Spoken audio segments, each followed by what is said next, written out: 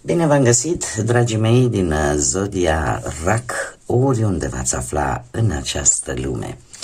Tuturor bine ați venit pe canalul meu, Tarot Flor de Loto. Numele meu este Nina, pentru cei care nu mă cunosc, și mă bucur să vă am alături la fiecare lectură.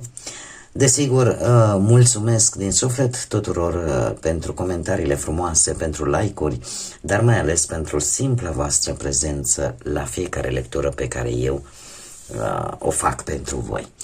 Azi voi face o lectură generală atemporală. Ce înseamnă asta? Nu are o limită de timp. O lectură pe care voi să o puteți viziona oricând doriți sau atunci când apare în viața voastră. Desigur, nu uitați, dragii mei, că sunteți stăpânii proprii voastre vieți și voi vă construiți propriul viitor. Așa că vă rog să luați decât ceea ce va rezona cu voi. Și, desigur, puteți completa această lectură vizionând celelalte zodii care pot reprezenta pentru voi ascendentul, luna, Venus și care vă pot aduce mai multe informații. Așa că haideți să vedem ce mesaje, energii, sfaturi vin în următoarea perioadă în funcție de cum gândiți, cum simțiți și ce vă doriți. Și să vedem care este energia voastră, dragilor din Rac. O energie a răbdării. Ce frumos! Una. Dragii mei, avem numărul 36. Foarte interesant. Numărul 36, care îmi vorbește foarte mult de compasiune, de armonie. Se pare că aveți o responsabilitate vis-a-vis de familie, vis-a-vis de cei dragi vouă, le duceți grijă așa și aveți o energie compasivă, iubitoare, armonioasă și voi sunteți cei care aveți acest rol să susțineți protecția și să aduceți acel echilibru în relațiile pe care le aveți. Această carte, în mod concret, îmi vorbește foarte mult de răbdarea și de acele lucruri bune care vin în viața voastră, chiar dacă vin încet. Eu aș spune mai degrabă că sunt lucruri pe care voi nu le puteți vedea și aici probabil că trebuie să aveți un pic de răbdare.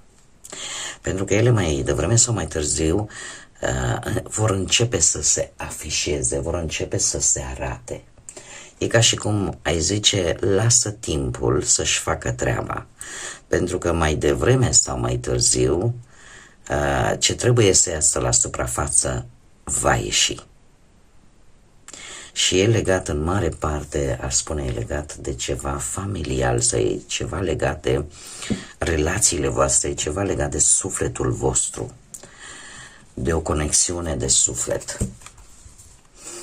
Haideți să vedem ce ne spune și tarotul. Ce mesaje, sfaturi, energii vin în următoarea perioadă pentru dragii mei din Rac, în funcție de cum gândiți, cum simțiți și ceea ce voi vă doriți.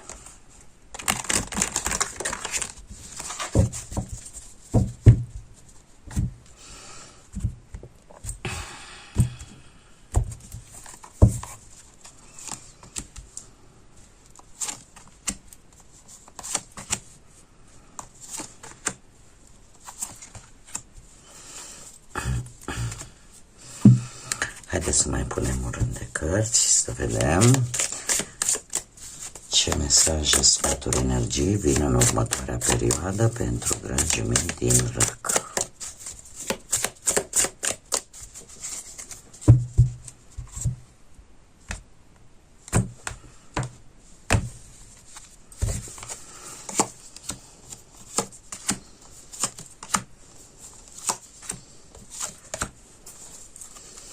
Să vedem. Și începem prima dată cu partea asta a relațiilor, a cercului vostru intim. Fie el cu familia, fie el cu relațiile, cu prietenii. Să vedem. Avem un rege de bâte. Un rege de bâte care vorbește de cineva poate mai în vârstă, o energie mai în vârstă, poate sau nu să aibă și cu siguranță are legătură cu zodiile de foc, berbec, leu, săgetător. De ce? Pentru că, ia uitați-vă, avem un rege de bâte, dar și o regină de bâte. Deci avem un cuplu. Este cineva aici care poate, cum să spun eu, ia niște decizii foarte hotărâte, poate să fie din familia voastră, părinți, frați, surori, amici. Eu aș spune că este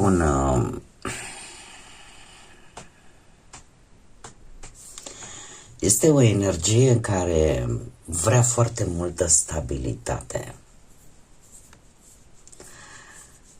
Este cineva foarte organizat, foarte perseverent și foarte disciplinat în același timp. Acum puteți fi și voi, dacă voi aveți un ascendent în zodii de foc. Dacă sunteți voi, putem vorbi de această organizare, de faptul că vă impuneți punctul de vedere într-o manieră foarte hotărâtă și foarte autoritară. Iar următoarea perioadă cu această regină de bâte îmi spune că e posibil chiar să ieșiți și în evidență foarte mult. Da? Pentru că vă dă o energie de încredere în forțele proprii și veți pune pasiune în ceva, dar în același timp veți ieși în evidență, veți străluci. Avem două cărți cu energii de foc care mi arată acțiune, care mi arată pasiune în ceea ce faceți. Și dacă nu vorbim de o pereche care vor avea un impact asupra voastră, putem vorbi de două energii care, una este organizată, este foarte autoritară și vrea cu tot din adinsul o anumită stabilitate, iar cealaltă este cineva care vrea să strălucească, care vrea să iasă în evidență cu ceva. Dar mai degrabă aș tinde să cred că este vorba de voi. Și veți avea o atitudine destul de impunătoare vis-a-vis poate de o anumită situație, de o anumită problemă legată de familie sau cercul vostru intim, cei foarte apropiați de voi. Mergem mai departe, haideți să vedem pe partea muncii. Pe partea muncii, uite că ați avut o perioadă nu tocmai plăcută cu acest 10 de spade. Un 10 de spade care probabil că ceva s-a sfârșit, o etapă profesională, un proiect care nu a mers cum trebuie, posibil unii să fi trecut poate chiar și printr-o concediere sau o schimbare forțată de muncă, poate a trebuit să renunțați poate la o idee care ați văzut că nu mai funcționează și lucrul ăsta nu a fost tocmai logic, tocmai bun pentru voi.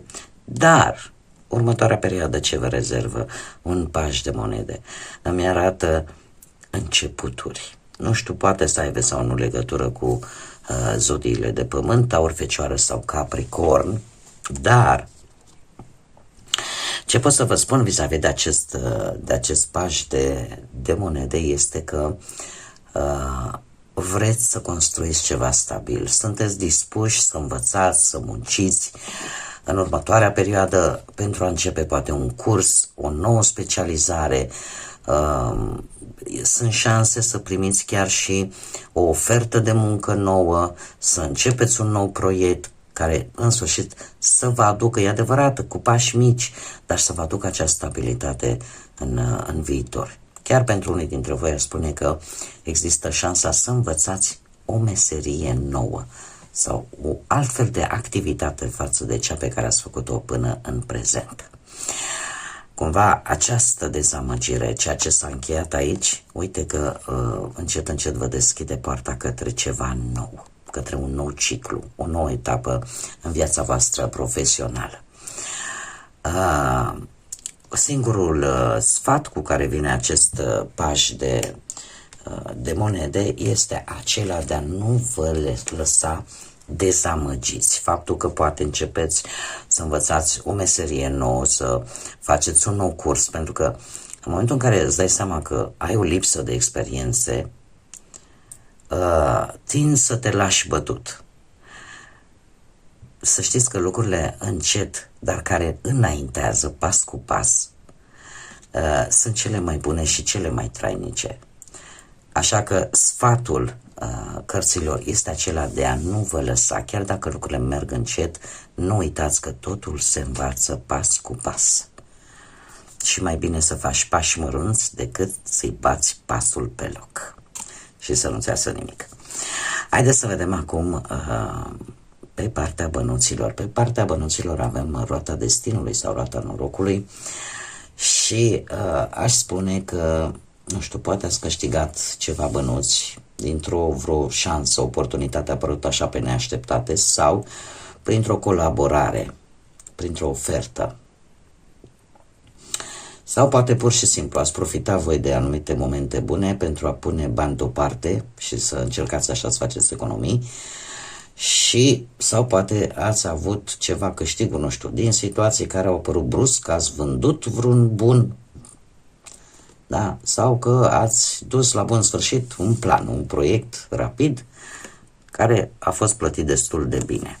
Următoarea perioadă pentru voi totuși vine cu spânzuratul. Și spânzuratul, dragii mei, spune în felul următor că următoarea perioadă va fi, veniturile tale un pic vor stagna și dat fiind și faptul că deja am văzut cum se prezintă partea cariera profesională, cumva veniturile vor stagna, adică nu se întrevăd schimbări bruște și voi trebuie să regândiți atât cheltuielile și să știți exact, să analizați foarte bine cum veți folosi bănuții. Să încercați, e o perioadă în care ar fi bine să fiți atenți la facturi, da? Să le verificați un pic mai bine sau, nu știu, să vă reorganizați așa un pic bugetul și uneori chiar este nevoie să renunțați poate la o anumită cheltuială sau la o anumită investiție pe care voi o faceți în actualitate și asta pentru a evita pierderi mai mari. De asemenea, sfatul cu care vine această carte pentru următoarea perioadă pentru voi este acela de a nu amâna prea mult anumite decizii financiare. Și atenție la ce situații acceptați, mai ales dacă nu sunt foarte favorabile pentru voi, nu le acceptați fără să căutați înainte niște soluții sau să căutați niște informații. Haideți să vedem și cu dragostea cum stați, cu viața sentimentală. Începem cu cei care sunteți deja într-o relație, într-un cuplu, da? Avem un 8 de monede. Se pare că relația voastră s-a bazat până în prezent pe construcție, pe un, cum să spun eu, pe un efort reciproc, da? Vă ajutați reciproc, construiți împreună. Poate aveți chiar și un proiect, nu știu, de o casă sau să faceți o familie. Cumva încercați așa pe cât posibil să îmbunătățiți relația și să vă susțineți unul pe celălalt. Următoarea perioadă pentru voi vine cu acest cavaler de bâte.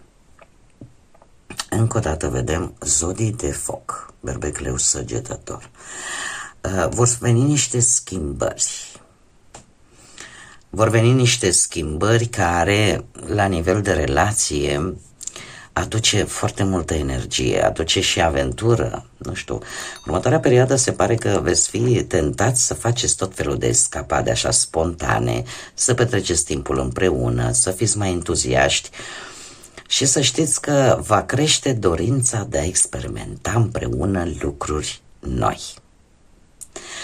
Așa că nu e rău deloc. Și probabil singurul avertisment pentru cei care se regăsesc, eu avertismentele să știți că le spun, pentru cei care vă regăsiți cu ele. Acest cavaler de bâte vine cu următorul avertisment, acela de a nu fi foarte impulsivi. Da? Pentru că impulsivitatea totuși poate provoca și anumite conflicte sau neînțelegeri, sau să nu reacționați cumva fără să țineți cont și de starea celuilalt sau de momentul în care voi vreți să reacționați. Este sfatul adus de acest cavaler de bâte. Haideți să vedem surpriza. Surpriza poate să vină, să știți, printr-un apel telefonic, înștiințare, prin poștă, prin e-mail. Poate să vină o surpriză care o să vă pună un pic pe gânduri în următoarea perioadă. Judecata spune că ceva vă va trezi, ceva vă va face să reevaluați o anumită situație. Este o schimbare importantă și să știți că va pica pe voi să aveți acea responsabilitate de a alege. Așa că următoarea perioadă pentru voi vine cu pusnicul care, nu știu, zodia Fecioară poate să vă spună ceva, dar veți fi un pic mai retrași. De ce? Pentru că aș spune că singurătatea este un lucru pe care voi îl alegeți nu întâmplător, ci pentru simplu fapt că vreți să vedeți exact despre ce este vorba, cum se poate rezolva această situație și e o decizie înțeleaptă în care voi chiar vreți să înțelegeți exact în ce constă această schimbare, în ce constă această reevaluare și, cum am mai spus, responsabilitatea pică cumva pe voi să faceți o alegere și o veți face, dar după o gândire prealabilă, profundă și foarte atentă. Și e bine că nu o să vă grăbiți. Este surpriza voastră, nu știu pe care plan se poate aplica. Acum fiecare adaptează. Haideți să vedem și care este mesajul fazelor lunare pentru voi, dragilor din RAC, pentru următoarea perioadă. Care este mesajul pentru dragii mei din RAC? Și uite, și aici avem tot o zodie de foc. Să știți că zodiile de foc sunt predominante în această lectură. Avem o lună plină în Berbec. O lună plină în Berbec care îmi vorbește de emoții intense, de inițiativă, de independență, dar și de anumite confruntări sau de anumite recunoașteri personale. Aș spune că sunteți într-o perioadă în care aveți mai mult curaj, în care manifestați ce putere aveți la nivel personal și să știți că veți face veți acționa foarte decisiv, foarte hotărâți în anumite situații. Și aici îmi spune că un climat foarte puternic se apropie. Probabil că vei ieși în față, vei vedea exact ce te oprește din drumul tău și vei acționa într-o manieră foarte hotărâtă, dar în același timp și foarte responsabilă. Și acest lucru l-am văzut încă de la începutul acestei lecturi prin acest cuplu regal de rege și regină de bâte. Bun, dragii mei, cam aceasta a fost lectura pentru voi. Eu sper că v-a ajutat, sper că v-a adus un pic de claritate în gânduri, așa că vă doresc o zi și o perioadă cât mai minunată, cât mai plină de vești bune și de multă energie pozitivă. Iar până data viitoare, când cu siguranță ne vom reîntâlni, să fiți iubiți, dragilor!